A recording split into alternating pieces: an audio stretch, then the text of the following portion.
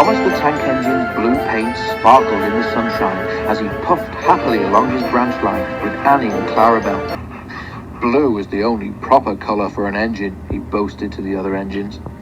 "Oh, I don't know. I like my brown paint," said Toby.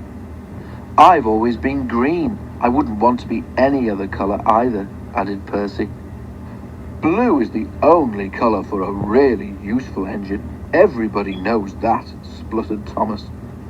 Percy said no more. He just grinned at Toby and winked. Each day, Percy brings a truck full of coal from the junction for the coal merchants at Farquhar. Next morning, Thomas was resting when Percy arrived. "Be careful in this siding, Percy," warned Thomas, as Percy pushed the trucks along the line beside him. "These buffers aren't very safe. He got no further. As one of the coal trucks passed Thomas, the catch on its door burst open. With a rumble and a crash, an avalanche of coal poured out and piled up around Thomas's wheels. A thick cloud of coal dust arose all around him. "A tissue," spluttered Thomas. "Help, I'm choking. Get me out." Percy looked worried. Then, as the dust settled, he looked at Thomas and began to laugh. Thomas's smart blue paint was black from smoke box to bunker. Chuckled Percy. "You don't look really useful now. You should see yourself. You look really disgraceful." Are you a lay down? Are you "I am not disgraceful," choked Thomas furiously. "You did that on purpose, Percy. Now stop your stupid giggling and get me out." But it was some time before Percy could help. The coal bunker stood behind the buffers which Thomas had said were unsafe. Poor Thomas was filthy. "You're not fit to be seen," grumbled the cleaners.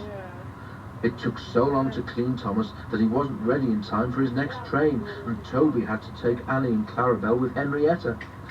The cleaners were tired and dirty when they had finished. Thomas was grumpy in the shed that night. Toby thought it was a great joke, but Percy was annoyed with Thomas for thinking that he'd made his paint black on purpose. "Who'd have thought it?" Percy remarked. "Fancy a really useful blue engine like Thomas becoming a disgrace to the Fat Controller's Railway." "You wait, Percy," replied Thomas crossly.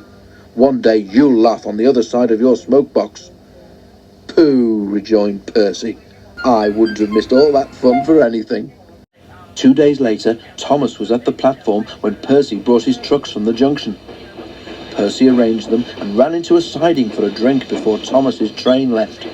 As Percy tried to stop, he heard a cracking sound, and to his horror found that he couldn't. The buffers didn't stop him either. "Oh, wailed Percy. "Help!" The buffers broke, and Percy ran into the coal bunker with a thud. Coal flew everywhere, and when the dust had settled, Percy had disappeared beneath a thick black cloak. Thomas watched from the platform. As the crash died away, the signal arm dropped, and Thomas moved off, laughing as he went. Percy was furious, and he spent the rest of the day wondering how to pay Thomas out.